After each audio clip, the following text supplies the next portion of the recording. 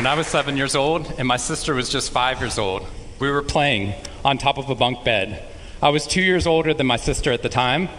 I mean, I'm 2 years older than her now, but at the time that meant she had to do everything that I wanted to do, and I wanted to play war. So we were up on top of our bunk beds, and on one side of the bunk bed I had put out all my G.I. Joe soldiers and weaponry, and on the other side were all my sister's Milos and ponies and ready for a cavalry charge. There are differing accounts of what actually happened that afternoon, but since my sister is not here with us today, let me tell you the true story.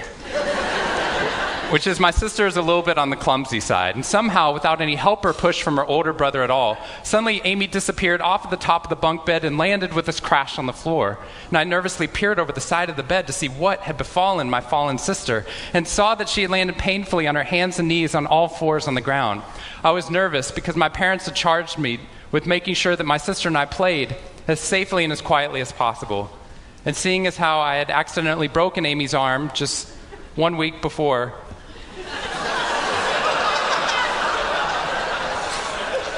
heroically pushing her out of the way of an oncoming sniper bullet,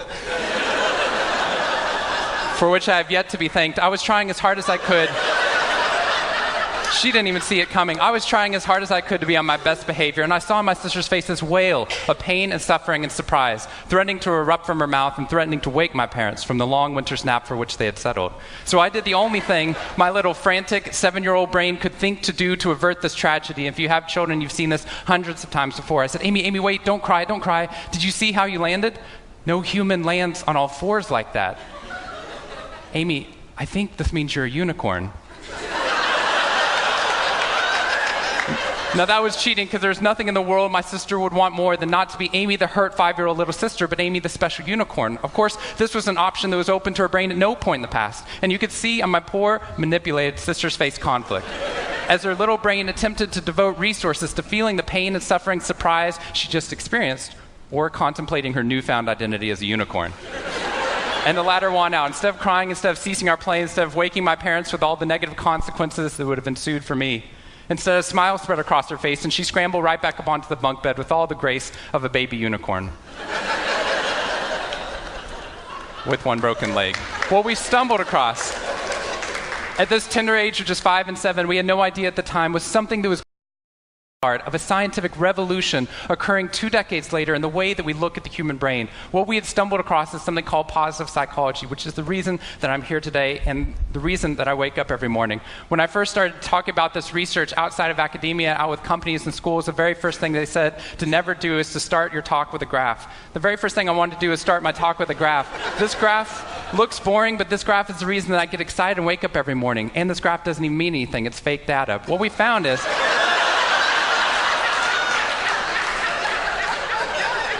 if I got this data back studying you here in the room, I would be thrilled, because there's very clearly a trend that's going on there, and that means that I can get published, which is all that really matters. The fact that there's one weird red dot that's up above the curve, there's one weird in the room, you know who you are, I saw you earlier. That's no problem. That's no problem, as most of you know, because I can just delete that dot. I can delete that dot because that's clearly a measurement error, and we know that's a measurement error because it's messing up my data.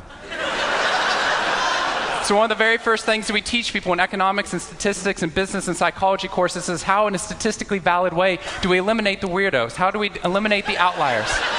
So that we can find the line of best fit, which is fantastic if I'm trying to find out how many Advil the average person should be taking, too. But if I'm interested in potential, if I'm interested in your potential, or for happiness, or productivity, or energy, or creativity, what we're doing is we're creating the cult of the average with science. If I ask a question like, how fast can a child learn how to read in a classroom? Scientists change the answer to, how fast does the average child learn how to read in that classroom? And then we tailor the class right towards the average. Now, if you fall below the average on this curve, then psychologists get thrilled, because that means you're either depressed, or you have a disorder, or hopefully both. We're hoping for both, because our business model is if you come into a therapy session with one problem, we want to make sure you leave knowing you have 10. So you'll keep coming back over and over again. We'll go back into your childhood if necessary, but eventually what we want to do is to make you normal again. But normal is merely average. And what positive psychology posits is that if we study what is merely average, we will remain merely average. That instead of deleting those positive outliers, what I intentionally do is come into a population like this one and says, why? Why is it that some of you are so high above the curve in terms of your intellectual ability, athletic ability, musical ability, creativity, energy levels, your resiliency in the face of challenge, your sense of humor? Whatever it is, instead of deleting you, what I want to do is study you. Because maybe we can glean information, not just how to move people up to the average, but how we can move the entire average up at our companies and schools worldwide. The reason this graph is important to me is when I turn on the news, it seems like the majority of the information is not positive. In fact, it's negative. Most of it's about murder, corruption, diseases, natural disasters, and very quickly, my brain starts to think that's the accurate ratio of negative to positive in the world. What that's doing is creating something called the medical school syndrome, which if you know people who have been to medical school during the first year of medical training, as you read through a list of all the symptoms and diseases that could happen, suddenly you realize you have all of them. I have a brother-in-law named Bobo, which is a whole other story. Bobo married Amy the unicorn. Bobo called me on the phone from Yale Medical School, and Bobo said, "Sean, I have leprosy." Which even at Yale is extraordinarily rare. But I had no idea how to console poor Bobo because he had just gotten over an entire week of menopause. See, what we're finding is not necessarily the reality that shapes us, but the lens through which your brain views the world that shapes your reality. And if we can change the lens, not only can we change your happiness, we can change every single educational and business outcome of the same. Applied on a dare. I didn't expect to get in, and my family had no money for college. When I got a military scholarship 2 weeks later, they allowed me to go. Suddenly something that wasn't even a possibility became a reality. When I went there, I assumed everyone else would see it as a privilege as well, that they'd be excited to be there. Even if you're in a classroom full of people smarter than you, you'd be happy just to be in that classroom, which is what I felt. But what I found there is while some people experienced that, when I graduated after my 4 years and then spent the next 8 years living in the dorms with the students, Harvard asked me to. Wasn't that guy. But what happened... I was an officer of Harvard to counsel students through the difficult 4 years, and what I found in my research and my teaching is that these students, no matter how happy they were with their original success of getting into the school, 2 weeks later their brains were focused not on the privilege of being there, nor on their philosophy or their physics. Their brain was focused on the competition, the workload, the hassles, the stresses, the complaints. When I first went in there, I walked into the freshman dining hall, which is where my friends from Waco, Texas, which is where I grew up, I know some of you have heard of it.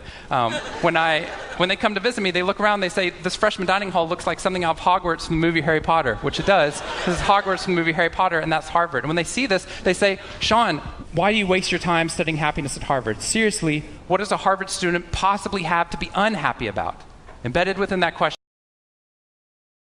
because what that question assumes is that our external world is predictive of our happiness levels. When in reality, if I know everything about your external world, I can only predict 10% of your long-term happiness. 90% of your long-term happiness is predicted not by the external world, but by the way your brain processes the world.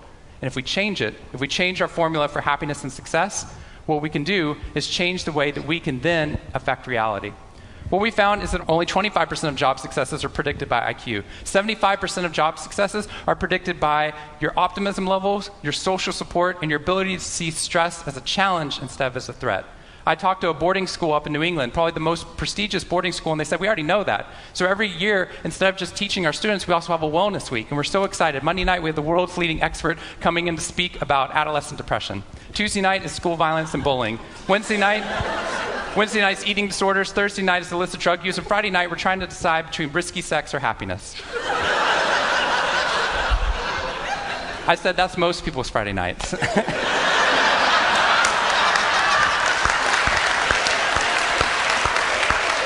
Which I'm glad you liked, but they did not like that at all. Silence on the phone. And into the silence, I said, "I'd be happy to speak at your school, but just so you know, that's not a wellness week. That's a sickness week." What you've done is you've outlined all the negative things that can happen, but not talked about the positive. The absence of disease is not health. Here's how we get to health. We need to reverse the formula for happiness and success. In the past 3 years, I've traveled to 45 different countries, working with schools and companies in the midst of an economic downturn. And what I found is that most companies and schools follow a formula for success, which is this: if I work harder, I'll be more successful. And if I'm more successful, then I'll be happier. That undergirds most of our parenting styles, our managing styles, the way that we motivate our behavior. And the problem is, it's scientifically broken and backwards for 2 reasons. First, has a success, you just change the goalpost of what success looked like. You got good grades, now you have to get better grades. You got into a good school, now you have to get a better school. You got a good job, now you have to get a better job. You hit your sales target, we're going to change your sales target. And if happiness is on the opposite side of success, your brain never gets there. What we've done is we've pushed happiness over the cognitive horizon as a society. And that's because we think we have to be successful, then we'll be happier. But the real problem is our brains work in the opposite order. If you can raise somebody's level of positivity in the present, then their brain experiences what we now call a happiness advantage, which is your brain at positive performs significantly better than it does at negative, neutral, or stressed. Your intelligence rises, your creativity rises, your energy levels rise. In fact, what we found is that every single business outcome improves. Your brain at positive is 31% more productive than your brain at negative, neutral, or stressed. You're 37% better at sales. Doctors are 19% faster, more accurate at coming up with the correct diagnosis when positive instead of negative, neutral, or stressed, which means formula. If we can find a way of becoming positive in the present, then our brains work even more successfully as we're able to work harder, faster, and more intelligently. What we need to be able to do is to reverse this formula so we can start to see what our brains are actually capable of. Because dopamine, which floods into your system when you're positive, has two functions. Not only does it make you happier, it turns on all the learning centers in your brain, allowing you to adapt to the world in a different way.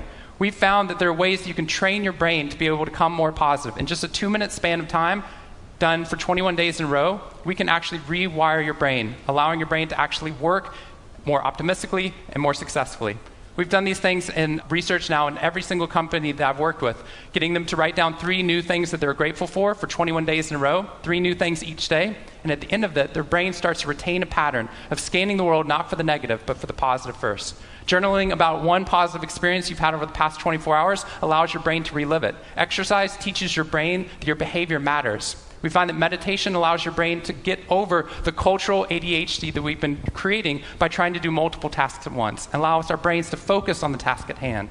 And finally, random acts of kindness or conscious acts of kindness. We get people, when they open up their inbox, to write one positive email praising or thanking somebody in their social support network. And by doing these activities and by training your brain, just like we train our bodies, what we found is we can reverse the formula for happiness and success, and in doing so, not only create ripples of positivity, but create a real revolution. Thank you very much.